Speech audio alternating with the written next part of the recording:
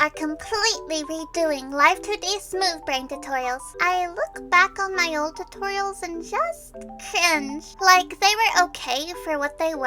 A totally dumb person learning Live2D, explaining it in the way I understood it. And I still am a dumb person teaching to learn in the way I learned. What'd I just say?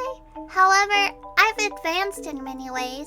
Not that I'm some Live2D expert, I still don't know how to use glue, and I'm straight up guessing in physics. Animating is still a learning process for me. My father never loved me, but I look at my old tutorials and I'm like, boy, you're just giving yourself so many extra steps. Boy, stop being scared of deformers, they're useful. So, this video is less of a tutorial and more of the things you need to know before you start so you don't get too overwhelmed. First, keyframes.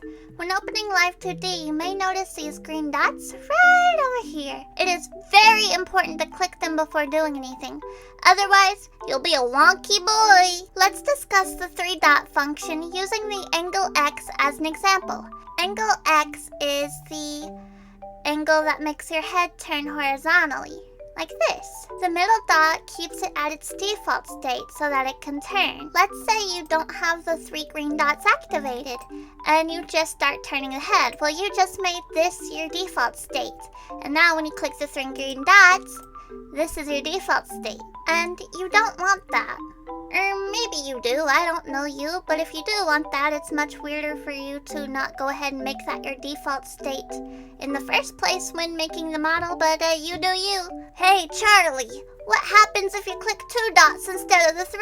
Well, I'm glad you asked, little Timmy. Since your middle dot is what keeps your default state in check, whenever you do decide you want to turn your head doing this, you lose your default state.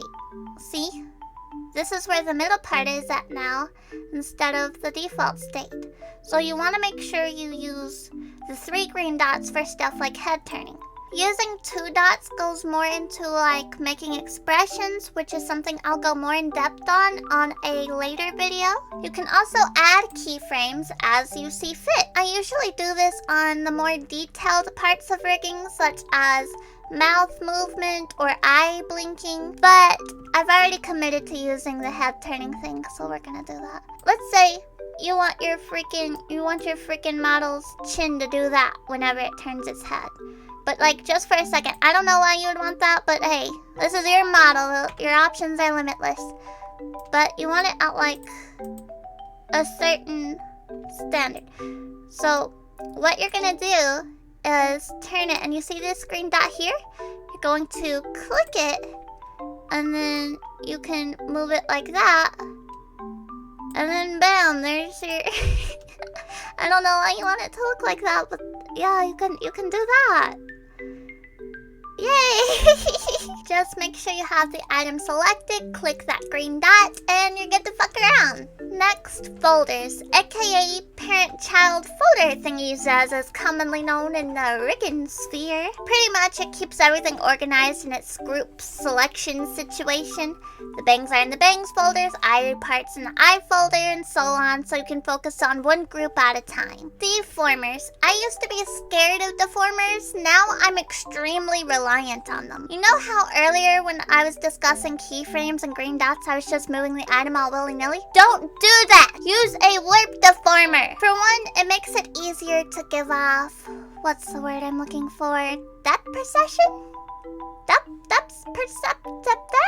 Perception. You make this side go smushy when it turns this way, and this side goes smushy when it turns this way. It'll also make your alt expressions less of a hassle in the long run. I'll go more in depth about expressions on a separate video, but say if you were doing it this way by using the items, I'll just go ahead and tell you. If you were to use eyes, let's just select all, because I can't be fucking bothered.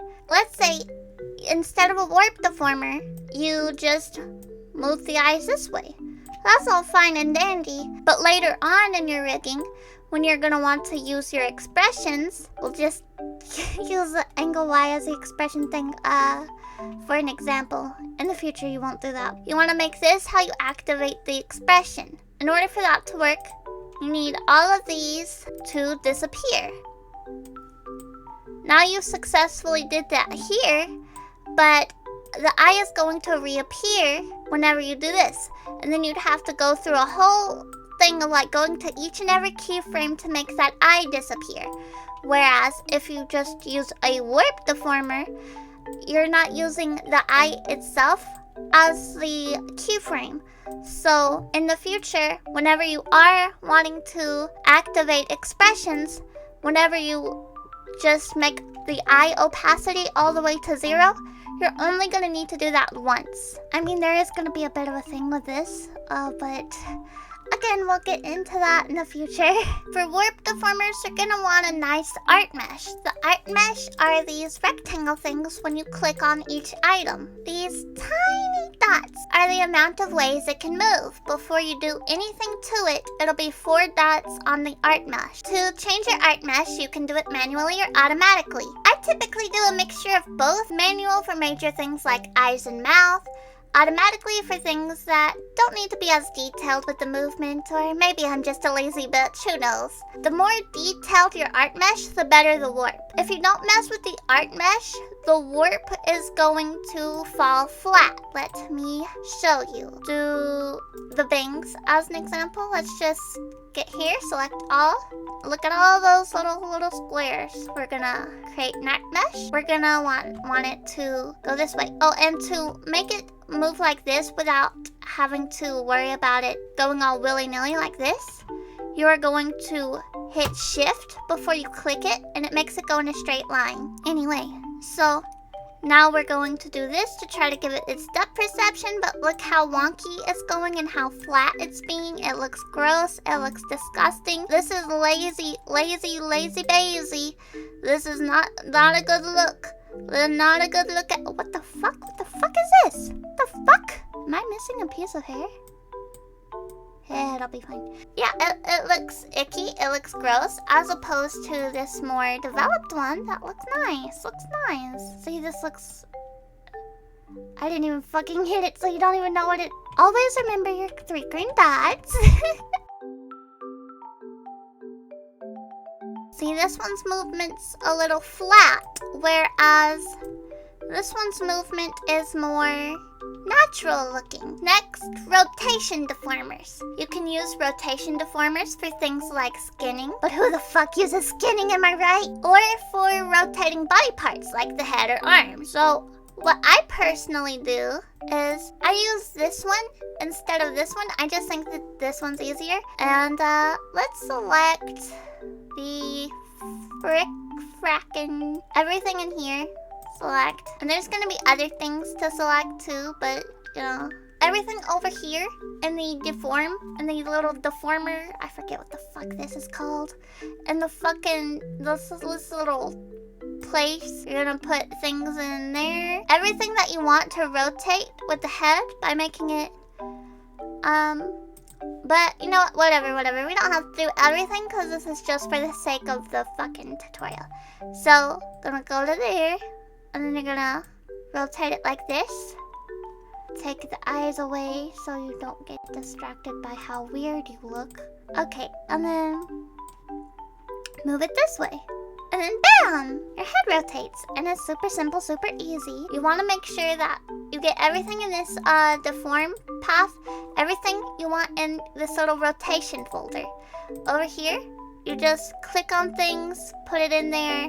Super easy, super easy. And that's about it, I think. If you have any questions, feel free to comment down below. Maybe even subscribe if you're interested in future Smoothbrain tutorials. Bye-bye! So, I know I don't usually use my Vroid model unless I'm talking about Vroid. But at the moment, I don't have internet, so I can't use VTube Studio because I can't access Steam right now. But I can access VC Face. I was worried people would be confused that I'm making Live2D models while using a 3D model. But you know what? My Vroid model is cute as fuck, so I don't care. I needed an excuse to whip it out. As usual though, like booth stuff, I'll put in the description if like you're like, yo, how do you make your Vroid look that nice? I didn't do this by myself. I took a lot of advantage of Booth. Usually I'll have it in the description. If not, I know it's in the description of my little showcase of it. But If you don't want to go there, you can just leave a comment and be like, yo, Charlie, you dumb bitch, you dumb whore. You forgot your boost stuff. And I'll kindly add it. Anyway, thank you.